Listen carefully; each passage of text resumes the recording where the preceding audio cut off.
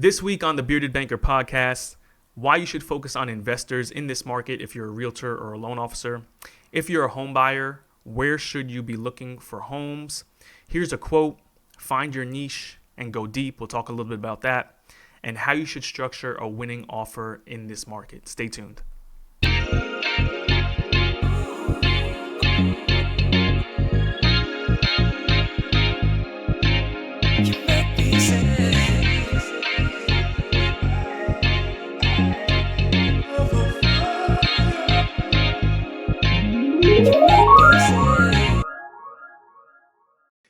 What's up, everybody? Welcome to the Bearded Banker podcast, hosted by yours truly, Daniel Valencia, team leader and senior mortgage loan officer, NMLS number 957014. On this podcast, we discuss everything mortgages, money, and mindset. If you're listening, you may not know, but you can watch the video of this podcast on YouTube. And if you're watching, if you don't know, you can listen to this podcast on your preferred podcast platform. Either way, I appreciate you for taking the time and hope you find it valuable. And if so, you can do all the things that we know the almighty algorithm loves. But for now, just sit back, relax, and enjoy the episode. Welcome back, and thank you for joining. This week on the Bearded Banker podcast, we're going to go over why you should focus on investors in this market if you're a realtor or a loan officer.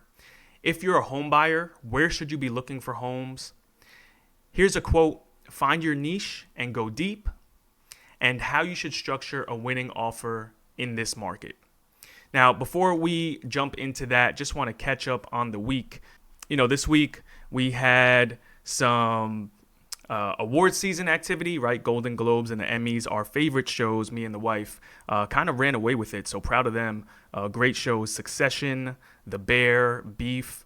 I don't know if you guys watch those, but definitely check them out. Succession, 6 Emmys, 4 Golden Globes. The Bear, 6 Emmys, 3 Golden Globes. And Beef, 5 Emmys and 3 Golden Globes. Not bad.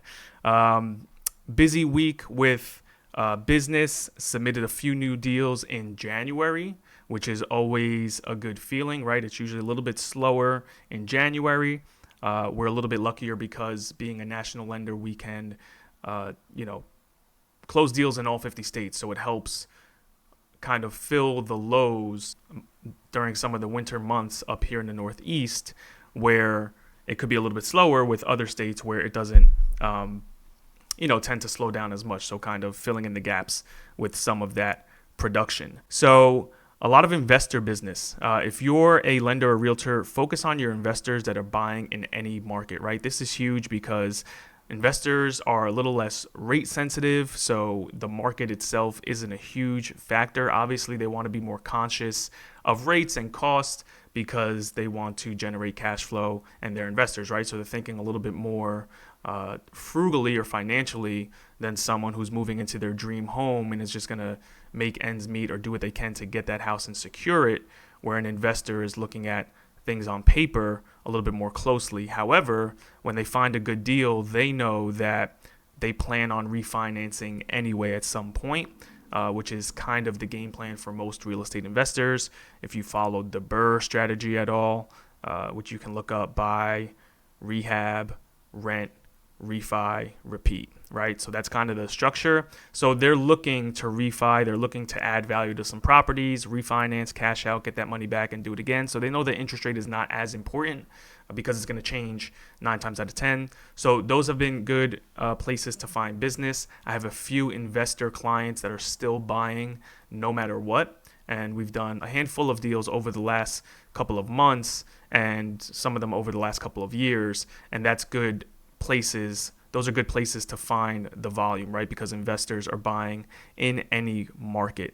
And they're easier deals usually if they aren't first-time investors. So we have a lot of programs available for investors where they don't have to necessarily go the conventional route. Now, the conventional mortgage route, even for an investor, 15, 20% down on a single-family investment, 25% down on multi-units, 2, 3, 4 units, asks for a lot of documentation, right? It's conventional, it's the government, so definitely a lot more documentation. But because of that, they also offer the lowest rates, right? Because we're looking at all of the income, assets, credit, everything, blood type, your firstborn, all the jokes you hear, right? That's a conventional mortgage. They look at everything. If you can qualify for those, then those are great tools for investors because you can get the lowest possible rates and maintain the viability of the deal in the cash flow and things like that.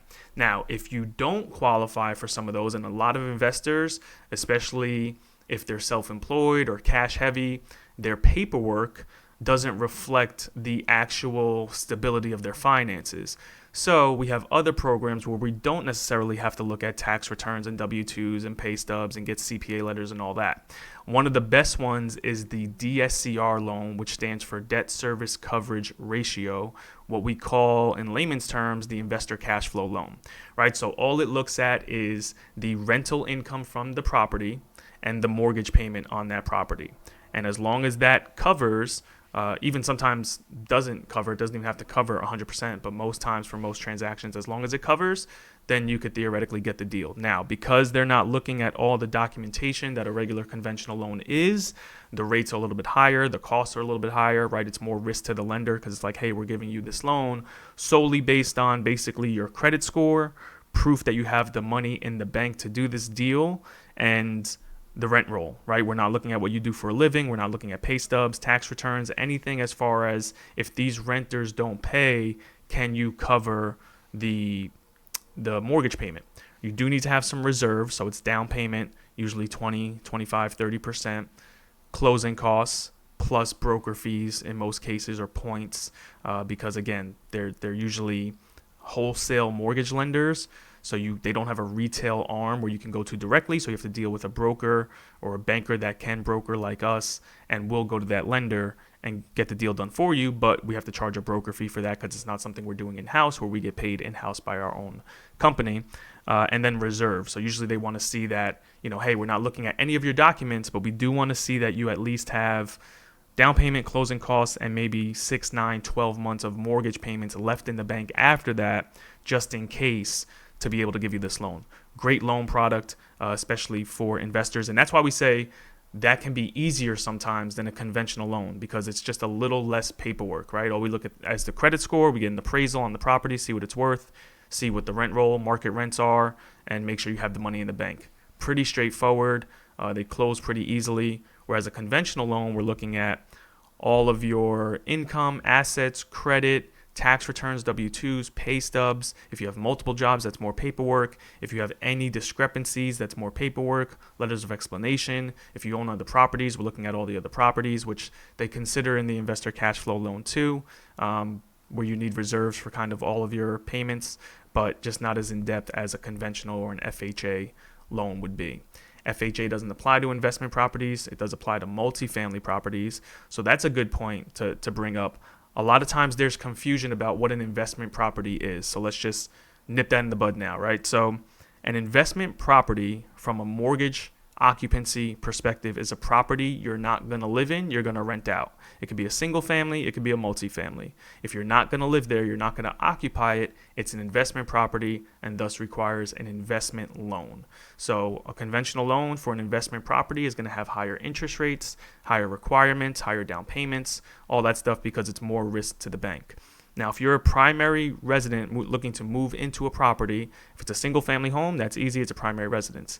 If it's a multifamily, yes, you're moving in and it is an investment. It's a good investment because you're going to have tenants, right? So let's say it's a 2-family, you live in one unit, rent out the other. It's an investment, but you're living there as a primary resident. So the occupancy is primary residence, and FHA will do that. They won't do straight up investments. Conventional will do both. Now, even a primary residence, right? You're still looking at it as an investment, but it's not an investment required loan. It's a primary residence loan because that's your home, the roof over your head that you're going to live in. Same thing with the 2, 3, 4 family you're going to move into. Whereas a strictly investment property is a non-owner occupied property. You're not going to move in. You don't plan to move in. You plan to rent out the whole thing and generate cash flow from it, right? That's why it's a good investment. So just a little nuance there between those two. Sometimes we get applications for FHA loans, and it's a 2, 3, 4 family property. And when it comes in, they check off investment because, yes, common sense, realistically, it's a great investment. You're making an investment. It's an investment property, but you're going to live there. So since you're moving in, it's a primary residence, which just decreases the risk to the bank and allows you to get lower down payment terms, better interest rates, just easier overall for a primary residence as far as cost as opposed to an investment property. So just a point we want to make there. Again, many loan options for the investors, so that's something that can keep them coming back. If you're looking for volume, you're looking for production in this market, focus on the investors that are buying in any market. If the primary residence, first-time home buyer, or upgrade downsize market isn't there, focus on the people that have to buy or have to move, right? Relocation is a great one, and investors that are buying in any market. So per CNBC, and this is a post I saw from CNBC on social media, they said Detroit is now the fastest appreciating real estate market, beating out Miami.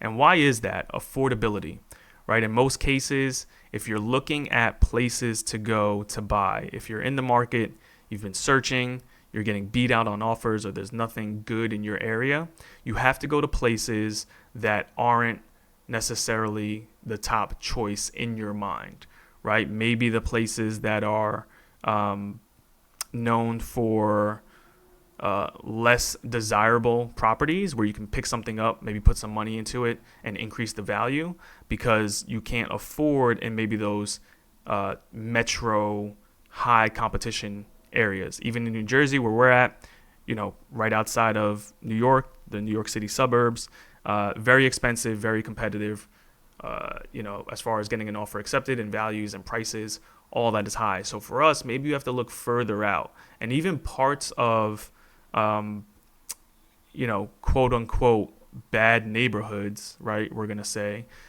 are coming up. So all the places that you wanted to stay away from before, maybe the Pattersons, Newark, places like that, there's a lot of investment, a lot of money going into those places, and have some good neighborhoods, maybe on the outskirts, maybe closer to other better towns where you can say, you know what, it's a good place to look, or going further out away from the metro cities, which we've seen a lot of over the last year or two, people going further away from the metro cities to gain more space, which was a big deal after COVID, right? Everyone being locked up for so long, they just wanted their own space, they wanted land, they wanted to be able to enjoy their property. So they moved further away from the hustle and bustle, I guess, of the cities into the more laid-back suburbs, even like country kind of feel. So those are good places to look if you're a home buyer. Try to expand your search, go a little bit further out. And if that's not something you're willing to do, then maybe it's just not your time. You just have to wait a little bit longer, get all your ducks in a row, save up some more money, keep working on your career and getting raises and paying down debt and putting yourself in a better situation. If you know 100% that you want to be in a certain area, then that's where you want to be, and you have to do what you have to do to get there. Me and Laura have been going back and forth on where we want to live and where we want to put roots down. So just to, make a long story short, we've rented together, we've bought property together, we've sold property together, we've rented together again, and we've been renting for the last 4 years. And, as a mortgage professional, real estate professional, sometimes that's hard for people to understand. But when we got here, it was a 1-year plan. It was literally August 2019. COVID hits March 2020. Next thing you know, we're like, all right, we'll stay here for a little bit longer, kind of see how things shake out. You already know the real estate market has been a roller coaster. So now we're like, okay, where do we want to be? And we do want to be in the area we're in, but it's a little bit more expensive, especially for the properties that we like and being right outside of New York City and staying close to family. But we're willing to wait a little bit longer to do it right, to get the house we want in the location we want it. And that can help us kind of gauge when the right time to pull the trigger is. Yes, the market matters, rates matter, things like that. But ultimately, we want to be in the best position to attain what we want and get the property that we desire in the location we want it in, right? So if it's not the right time for you now, it could be the right time later. Get your ducks in a row, but always keep a pulse on the market. Always keep an active pre-approval, which is something I do, just kind of always knowing where the numbers are. And if you see an opportunity, you can jump on it, right? So that's just something to consider. If you're struggling to find a property, look out west, look down south, maybe go a little bit north, depending on where you are, away from that metropolitan area. Okay, so I was watching a interview with Ryan Pineda and I don't remember if it was Neil Dingra or maybe Thatch. One of them was on an interview with Ryan, and they said a quote, and they said, "Find your niche and go deep." So I really like that because over the years, being in this industry and producing content and putting it on all types of platforms since probably 2016, 2017, what I've noticed is that in my business and in the content creation, it's just better to find your niche and go a little bit deeper with those people. So, yes, I've focused on, and I think we all focus on trying to grow a following. But at the end of the day, what is the following for if you're not going deep with those people or building a community with those people, right? Where they know you, where it's a real engagement and interaction. So same thing with the business of being a loan officer or a realtor. You know, you'll hear a lot of times, especially in sales, that it's a numbers game, right? You have to call a lot of people every day, leads, referral partners, new sources, and try to make connections. Now, that's true, especially for leads, right? If you have some type of lead generation system, it's a numbers game. You have to call as many people as possible, as many times as you can. And that's where a lot of people drop the ball because they'll call once or twice day one and then forget about it. And then the person that calls the 8th, 9th, 10th time 4, 6, 8 weeks later is usually the one that ends up getting the contact and getting the deal. Same thing with trying to engage with referral partners or build your business. It's kind of like a spray and pray mindset. And I've noticed over the years that I've pulled back from that and tried to go deeper with less partners, if that makes sense. So this year I'm really focusing on this find your niche and go deep, and finding the people that I want to do business with that are doing business already that I think make a good fit for my clients, my personality, and my business, right? So just to give you a little background, last year or every year around this time, usually what I do is I reach out to my top 50 to 100 real estate relationships. Now, some of them I'll say partners, some of them not so much. Some of them we might do 1 or 2 deals a year. Some of them we might do 1 deal ever in the years that I've known them. And some of them are just relationships that we haven't really done any business with. And I'll reach out to all of them and then book the next month to, first quarter basically, and try to get on the call with them, virtual, and put together a strategic plan for the year of how we're going to do more business. And I've done that every year.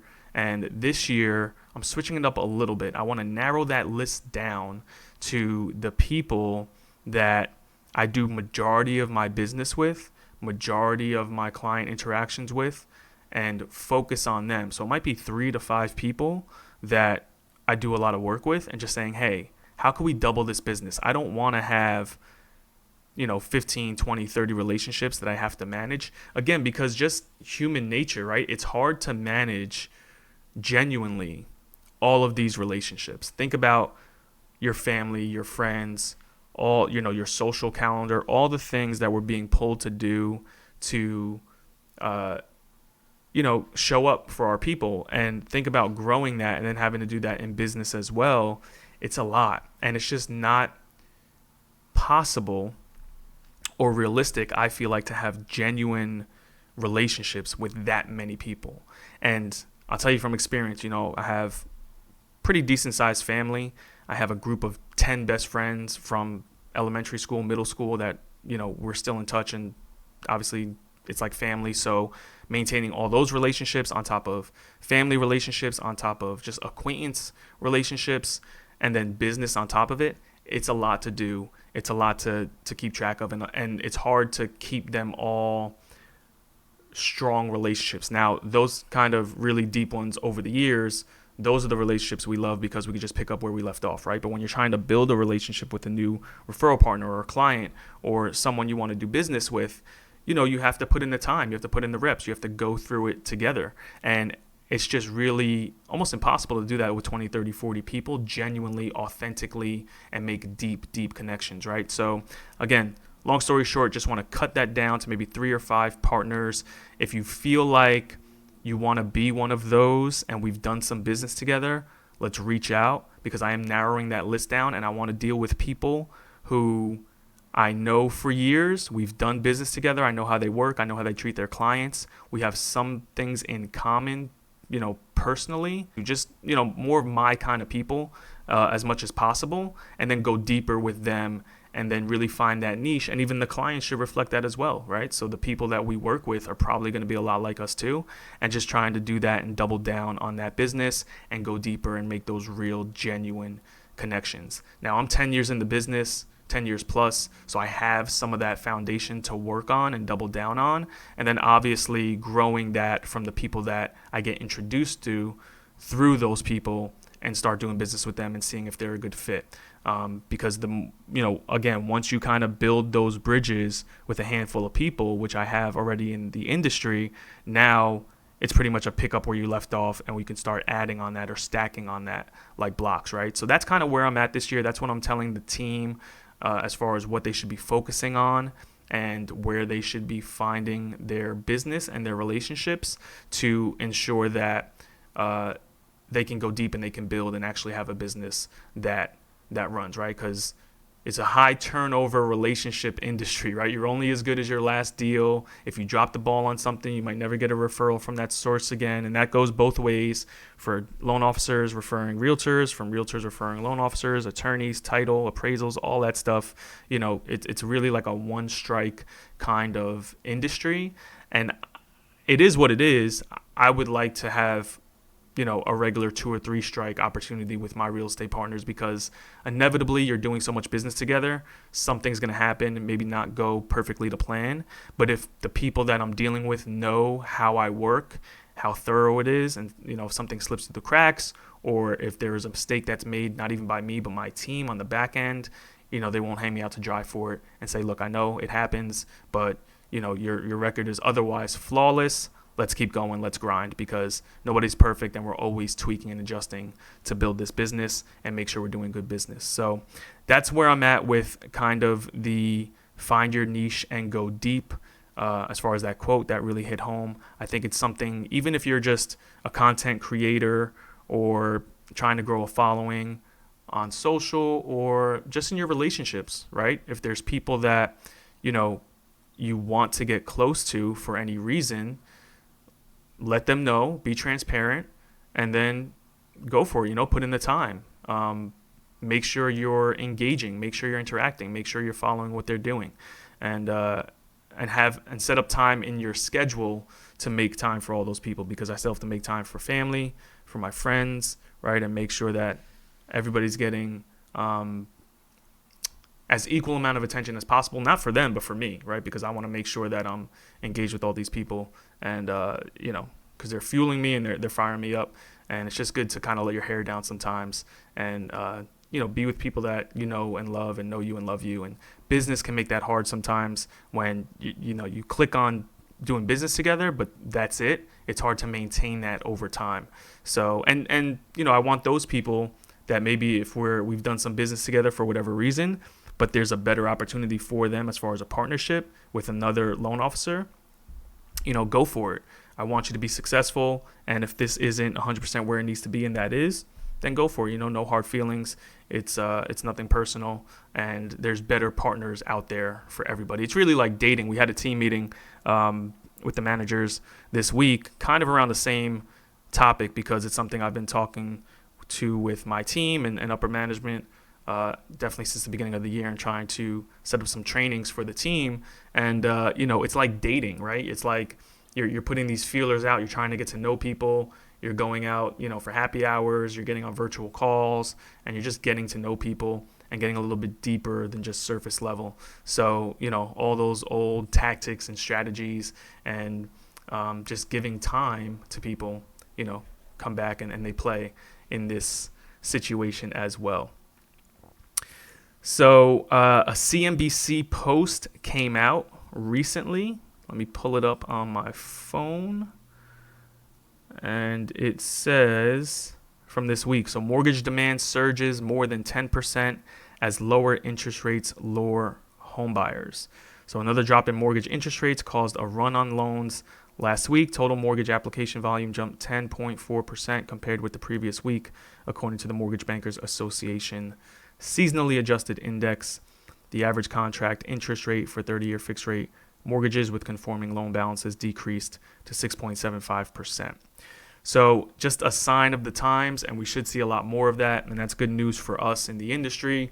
When rates come down, the applications tend to go up because someone will see that on the news somewhere or be told, word of mouth, and say, I'm going to fill out that pre-approval application I've been waiting on. So good news there, just something to look forward to, and we should see more of that. If you heard last week's podcast with rates and what's going on with the Fed, we're expecting them to come down. So we should see more activity going up over this year. So that's already starting. Good news for January. So now we're going to talk about structuring a deal, a winning offer. I had 2 conversations this week around structuring a winning deal, right? So one was a client that came to me through social media, through mutual relationships, that I then referred over to a real estate agent that I work with, Diana. Diana, shouts to you. And we were able to put together a winning deal. Now, the property that was listed around, I want to say, $515,000. And all of the things we've talked about so far apply to this deal. So this person is looking a little bit further outside of their initial search to get more bang for their buck as far as what they can get for the money and being a little bit less competitive.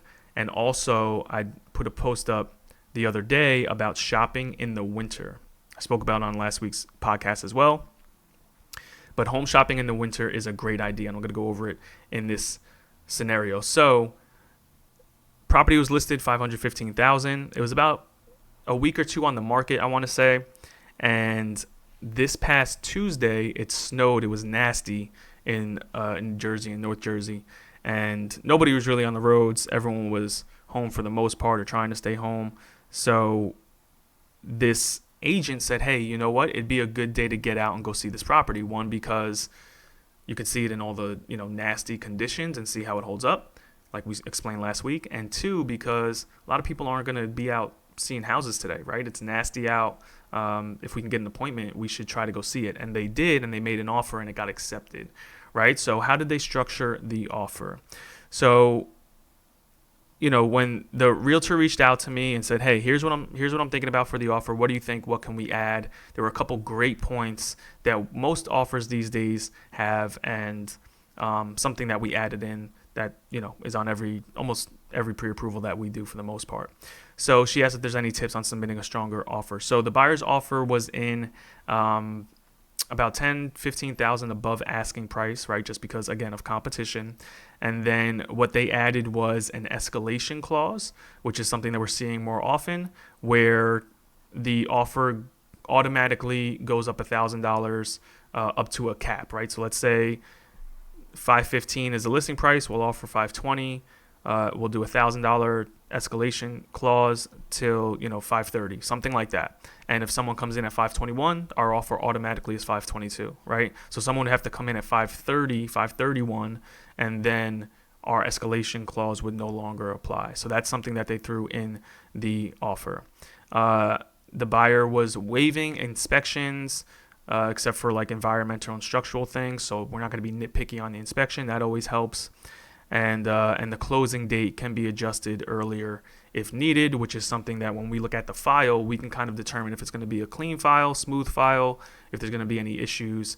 Also looking up the values of the property, right? So the realtors are running comps, and then on our end, we're also looking at recent sales to see if the value seems like it's going to come in, especially when you're offering over asking price. We want to make sure that there's some comps recently that could get this value, because if it doesn't, if it comes in lower, then we have to renegotiate.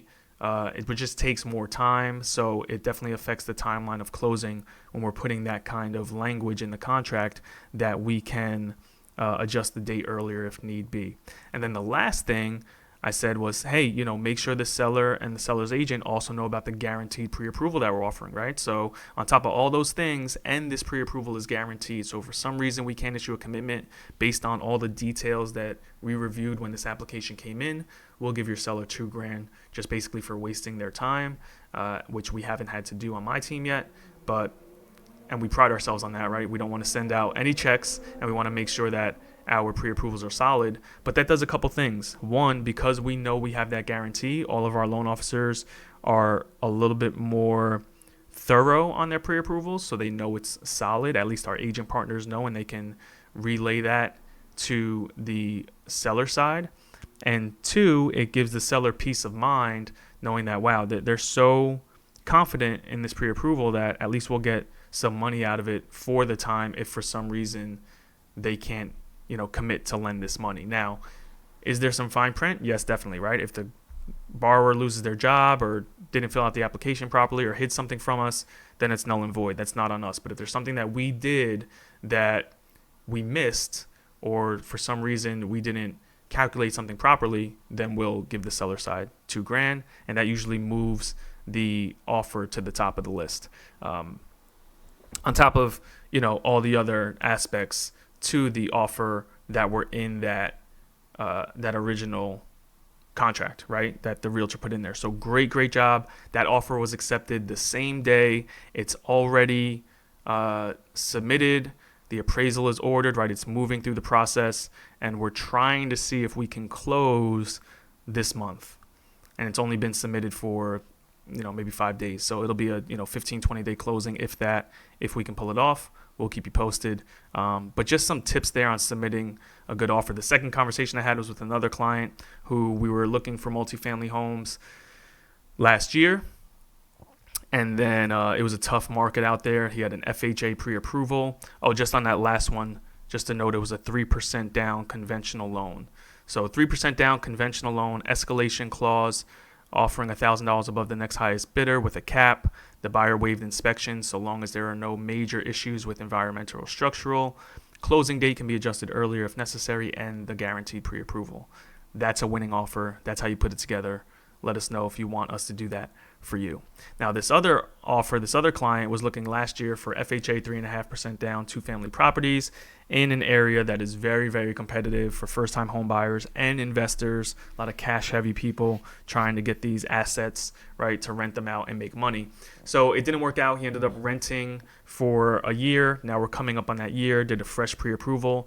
And since the Fannie Mae change of now you can get a conventional loan 5% down for multifamilies. Before it was 15, 20, 25. Now it's 5% down now. And over the year he got a raise at work, paid down some debt, just in a better overall, save more money, just in a better overall situation.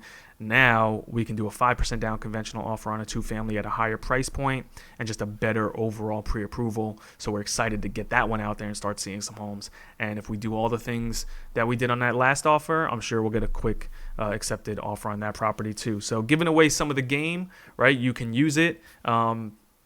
If you need that guaranteed pre-approval, that's kind of like the icing on the cake. Definitely reach out to us. But all those things, whatever you can do to be a little bit more creative, especially if you're doing a low down payment offer, 3% down, 3.5% down, 5% down. If you're doing 20% down or more, you have a pretty solid offer. And you still might have to waive some things or add some of that language in there. But, definitely when you have first-time home buyer low down payment program, you're going to want to structure a deal a certain way to try to get that offer accepted. So just some tips there. Again, great job by our realtor partners for making that happen. Lastly here, I was watching a documentary. I think it was on Netflix. It was an Andy Warhol documentary. And he said a quote. He said, "Being good in business is the most fascinating kind of art." And it was during a time that he was really trying to find some commercial success. So he may have been a little bit biased, but I kind of agree, right? Being good in business is the most fascinating kind of art because it's not like creating something that's necessarily tangible, right? Like content, yeah, you're an artist to an extent, you're a creator. Like painting, drawing, musical artists, dance artists, right? Like the creativity of art, the art forms. People usually don't see business as one of those, but business, Andy Warhol saying it's the most fascinating kind of art. That's just something that kind of struck me because there is an art to it. Everything I spoke about earlier with relationships and people and on top of that, layering systems and processes and making it all move kind of beautifully, right? If you watch Shark Tank, right, the art of the deal, negotiation, things like that, there is an art to it. So that's something that just struck me. I wanted to throw in here as a quote just for kind of the end of the pod, and kind of leave off with that. So just some updates this week. I hope you enjoyed our new intro. Shouts to my man Rich Parlay at Trap Jesus, One Eye Photography, throwing that together. So thank you for that, brother. And again, we're trying to give you more production value with the pod, more information, more value. Cut up these clips, get them out there, and take it from there. So thank you for listening. If you have any questions ever, feel free to reach out. Please do not hesitate. And we will see you next week. Take care.